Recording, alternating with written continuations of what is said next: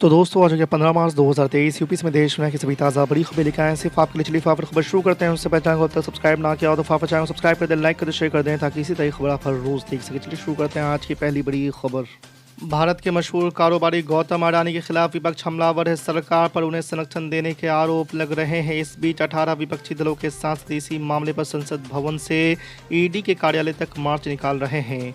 यहां वे जांच एजेंसी को एक शिकायत सौंपेंगे। हालांकि विपक्ष को उस समय झटका लगा जब शरद पवार की एनसीपी और ममता बनर्जी की टीएमसी ने खुद को इस मार्च से अलग कर लिया।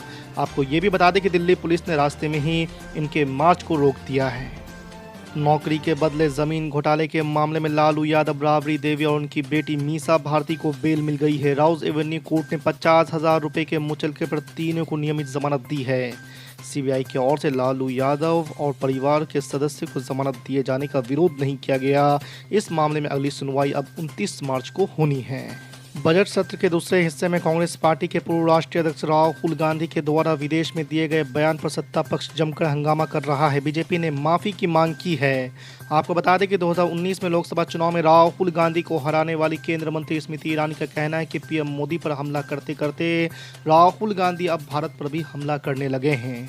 लोकमत पार्लियामेंट्री अवार्ड 2022 के चौथे संस्करण के पुरस्कार वितरण का आयोजन किया गया। इस बार अवार्ड समारोह में देश के पूर्व राष्ट्रपति रामनाथ कोविंद मुख्य अतिथि के रूप में हुए। इस मौके पर ऑल इंडिया मजलिस इत्तेहादुल मुस्लिमीन के प्रमुख असदुद्दीन अवैसी को best parliament of the year का अवार्ड दिया गया।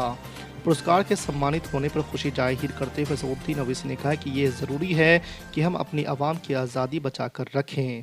बॉम्बे हाई कोर्ट ने मंगलवार को महाराष्ट्र के पूर्व मुख्यमंत्री उद्धव ठाकरे और उनके परिवार को कथित आय से अधिक संपत्ति मामले में बड़ी राहत दी है। आपको बता दें कि बॉम्बे हाई कोर्ट ने मंगलवार को ठाकरे और उनके परिवार की कथित आय से अधिक संपत्ति की जांच केंद्र जांच ब्यूरो या ईडी से कराने की मांग वाली एक जनहित याचिका को खारिज कर दिया है। पश्चिम बंगाल में करोड़ों के भर्ती घोटाले में कोलकाता हाई कोर्ट का चाबुक चल रहा है। अभी तक हाई कोर्ट इस मामले में 4800 नियुक्तियां रद्द कर चुका है। इस बीच पश्चिम बंगाल की मुख्यमंत्री ममता बनर्जी ने मंगलवार को हाई कोर्ट से अपील की है। इसमें उन्होंने कहा कि कोर्ट अयोग्य उम्मीदवारों की नियुक्तियां रद्द ना करे। इसके पीछे उन्होंने नियुक्तियां रद्द होने के बाद सामने आ रहे सुसाइड केसेस का हवाला दिया है।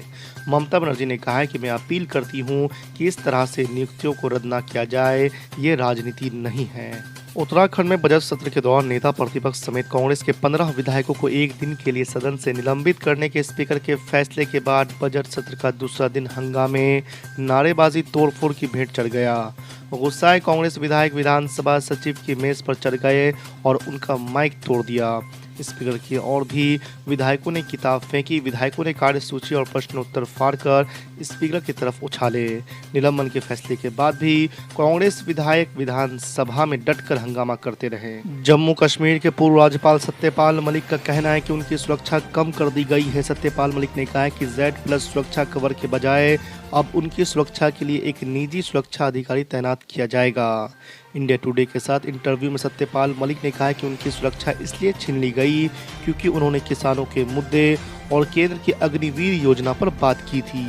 आपको बता दें कि सत्यपाल मलिक जम्मू और कश्मीर के अलावा मेघालय और गोवा के राज्यपाल रह चुके हैं। फिल्म RRR के गाने नाटू नाटू और शॉर्ट फिल्म एलिफेंट विप्स ने ऑस्कर जीतकर पूरी दुनिया में भारत का गौरव बढ़ाया है। इस बीच विपक्षी दल कांग्रेस ने इसको लेकर मंगलवार को पीएम मोदी पर तंज कसा है। कांग्रेस अध्यक्ष और राज्यसभा में विपक्ष के नेता मल्लिकार्जुन खड़गे ने कहा है कि पीएम मोदी को इसका क्रेडिट नहीं लेना चाहिए। भारतीय लोकतंत्र और संसद के बारे में कांग्रेस नेता राहुल गांधी के हालिया बयान को लेकर सत्तारूढ़ भाजपा हमलावर है। बीजेपी सांसद हेमा मालिनी ने राहुल गांधी के बयान को लेकर मंगलवार को उन पर निशाना साधा। उन्होंने न्यूज़ एजेंसी ANI से बातचीत में कहा कि दूसरे देश में भारत के खिलाफ बोलना सही नहीं है। हेमा मालिनी ने कहा कि हमारे प्रधानमंत्री ने दुनिया भर में भारत का नाम बनाने के लिए कड़ी मेहनत की है। वहीं राहुल गांधी दूसरे देश में जाकर भारत के खिलाफ बोल रहे हैं, यही सही बात नहीं है। बिहार के पूर्व मुख्यमंत्री राबड़ी देवी मंगलवार को नई दिल्ली के लिए रवाना हो गई है। वो बुधवार को दिल्ली स्थित CBI की विशेष अदालत में पेश होंगी। उनके साथ ही CBI की विशेष अदालत में राजद प्रमुख लालू प्रसाद यादव, मीसा भारती को भी पेश होना है। आपको बता दें कि रेलवे में नौकरी के बदले जमीन हड़पने के कथित आरोपों को लेकर CBI ने मामला दर्ज किया है। इसी मामले में 6 मार्च को पटना में राबड़ी देवी से करीब 3 घंटे तक CBI की टीम ने पूछताछ की थी। हैदराबाद के सांसद सऊद्दीन ओवैसी सीमांचल के 2 दिवसीय दौरे पर इसी सप्ताह शनिवार को पहुंच रहे हैं। सऊद्दीन ओवैसी 18 और 19 मार्च को सीमांचल के पूर्णिया और किशनगंज जिले में सीमांचल अधिकार पदयात्रा करेंगे। एमआईएम के बिहार प्रदेश अध्यक्ष अब्दुल ईमान ने बताया कि सऊद्दीन ओवैसी 2 दिवसीय दौरे पर सीमांचल में पदयात्रा करने के साथ ही साथ अमोर और किशनगंज में जनसभा भी करेंगे। उन्होंने कहा कि सीमांचल के पिछड़ेपन को दूर करने के लिए मौजूदा सरकार कुछ नहीं कर पा रही है। वो ये है कि सीमांचल का ये इलाका जिसकी लड़ाई एमआईएम लड़ रही है, आज़ादी के 75 सालों से दिल्ली और पटने के ठगी का शिकार है। इनकी हकमारी होती रही है, इनसे लोग वोट लेकर हुकूमत बनाते रहे हैं, सरकार बनाते रहे हैं, टैक्स लेकर दिल्ली और पटने को सजाते रहे हैं, लेकिन सब ने वादा किया और हमको ठगने का काम किया। और हत्या कि जब हम अपनी लड़ाई लड़ने के लिए खुद खड़े हो गए और अपने लोगों को जीत कर मैदान में लेकर आए, तो हमारे लोगों को भी लोगों ने लूट लिया, डरा दिया, धमका दिया और खरीद लिया। गोया सीमांचल का था कि अदावत है पटना और दिल्ली में बैठे हुए लोगों की।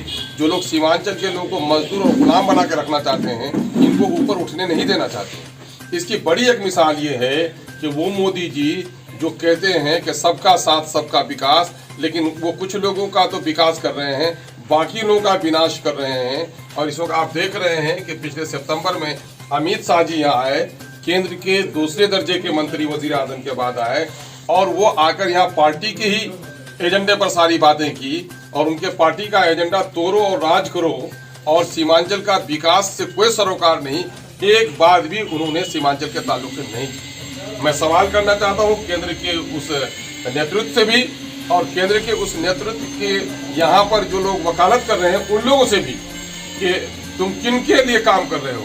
सीमांचल से रिश्ता है या दिल्ली वालों से ही सिर्फ रिश्ता है। फिर उसके कुछ दिनों के बाद अभी देखा पिछले महीने के 25 तारीख को महागठबंधन की रैली हुई। महागठबंधन की रैली से उम्मीद थी कि चूंकि ये माइनॉरिटी का इलाका है, तो अमित शाह को चूंकि माइनॉरिटी से कोई लेना देना नहीं है, तो वो नहीं कहा, लेकिन माइनॉरिटी के वोट पर जो राज कर रहे हैं, शायद ये लोग कुछ सीमांचल के बारे में, सीमांचल के दलितों के बारे में, सीमांचल के माइनॉरिटी के बारे में, सीमांचल में नदियों के कटाव के बारे में, विस्थापितों के बारे में, अलीगढ़ यूनिवर्सिटी की साख के बारे में, यहाँ पर पूर्णिया में हाई कोर्ट के बेंच के ताल्लुक से, पूर्णिया में एयरपोर्ट की ज़मीन के ताल्लुक से, जो रेलवे लाइन जलालगढ़ से किशनगंज की प्रस्तावित रही है पिछले दिनों में, उसके लाइन से बात करेंगे। लेकिन किसी के मुंह से एक जुमला नहीं निकला।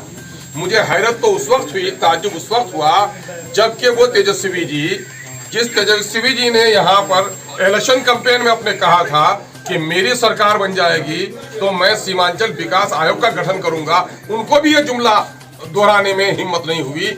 मैं ये पूछना चाहता हूँ कि इस वक्त राजद अपने आप को सेकुलर कर रही है। नीतीश कुमार जी जो 20 साल 22 साल गले लगा कर रहे बीजेपी के साथ, वो अब हम लोगों को बी टीम कहने लगे। मैं ये कह रहा हूँ कि ए टीम और बी टीम कह के लोगों को वरगला कौन रहे हो।